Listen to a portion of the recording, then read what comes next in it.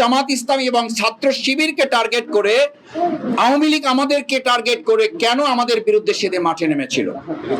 ঠিক একইভাবে আপনি দেখবেন এই আওয়ামী লীগ 2024 সালের জুলাই আগস্টে নিষিদ্ধ করার তালিকায় শুধুমাত্র জামাত ইসলামী ছাত্র শিবিরকে রেখেছিল।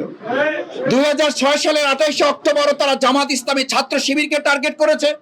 2024 সালের জুলাই আগস্টে শুধুমাত্র জামাত ইসলামী ছাত্র শিবিরকে টার্গেট করেছে। এর দ্বারা প্রমাণিত হয় বাংলাদেশের দেশপ্রেমিক দল হিসাবে, জনগণের সংগঠন হিসাবে জামাত ইসলামী ছাত্র শিবিরকে শুধুমাত্র তারা শক্তিশালী প্রতিপক্ষ মনে করেছে বলেই আমাদেরকে তারা টার্গেট করেছিল।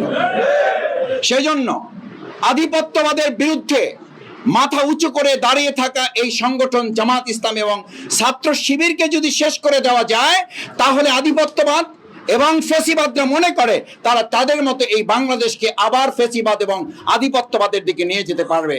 আমরা দ্ব্যর্থহীন কণ্ঠে ঘোষণা করতে চাই, সেদিন 12 ঘন্টা লড়াইয়ে আমাদের ভাইদের শহীদের কফিন সামনে রেখে আমরা 1 সেকেন্ডের জন্য যেমন থেমে যায়নি, নিস্তব্ধ নিথর হয়নি, আজকের নতুন ফেসিবাদের এই সময়ে যদি কেউ জামাত ইসলামীকে চোখ রাঙিয়ে আমাদেরকে হত্যা করে, মসজিদে হামলা করে, আমাদের মা বোনদেরকে আবার তাদেরকে ভয়ভীতি দেখিয়ে সাধারণ নাগরিকদের জিহ্বা কেটে ফেলা, তাদেরকে সুষ্ঠুভাবে ভোট কেন্দ্র থেকে বাড়িতে ফিরে যেতে না দেওয়ার নতুন করে আবার হুমকি দেওয়া হয়, তাহলে তাদেরকে শুধু স্মরণ করিয়ে দিতে চাই, আমরা কিন্তু 2024-এর জুলাই আগস্টের শুধু কর্মী নই, আমরা 2006 সালের 28 অক্টোবরের সেই সংগঠন যারা একা গোটা আওয়ামী লীগের বিরুদ্ধে লড়াই করে সেদিন তাদেরকে পরাজিত করে বাংলাদেশ বিনির্মাণ করেছিলাম।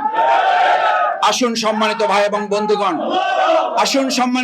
বন্ধুগণ, সেই আওয়ামী লীগ ফ্যাসিবাদের নতুন পদধ্বনিতে যারা বাতাস দিচ্ছেন, যারা মনে করেন আওয়ামী লীগ আবার ফিরে আসবে, যারা মনে করেন ইনক্লুসিভ নির্বাচনের জন্য সবাই মিলে অংশগ্রহণ করা দরকার, সেদিনও কিন্তু জামাত ইসলামী ছাত্র শিবিরের 2006 সালে 28 অক্টোবরের এই পল্টনের মাঠে এবং সারা বাংলাদেশে আমাদের পাশে দেশবাসী ছাড়া অন্য কাউকে আমরা পাই নাই। সেদিনও প্রশাসনকে ফোন করে পাওয়া যায় নাই। সুতরাং নিরপেক্ষতার বিচারে আগামী দিনের জাতীয় সংসদ নির্বাচনে আমরা বলবো, রাজনৈতিক দলগুলো লেভেল প্লেইং ফিল্ড তৈরি করে একটি সুষ্ঠু নিরপেক্ষ জাতীয় নির্বাচনের জন্য জুলাই সনদের ভিত্তিতে আইনি ভিত্তি রচনা করার মধ্য দিয়ে একটা নির্বাচন যেন অনুষ্ঠানের দিকে আমরা যেতে পারি। তাহলেই 2006 সালের 28 অক্টোবর যে পথ হারানো বাংলাদেশ, সেই পথ হারানো বাংলাদেশ খুঁজে পাবে নতুন পথের সন্ধান বাংলাদেশ। দেশের নাম্বার 1 ট্রেডিং অ্যাপ নিফটি ফার্স্টে পাচ্ছেন ট্রেডিং এর সব সুবিধা, dual exchange access, company analysis, portfolio তৈরি করা সহ আরো অনেক ইউনিক ফিচারের সাথে ট্রেড করতে ডাউনলোড করুন এক্ষুনি।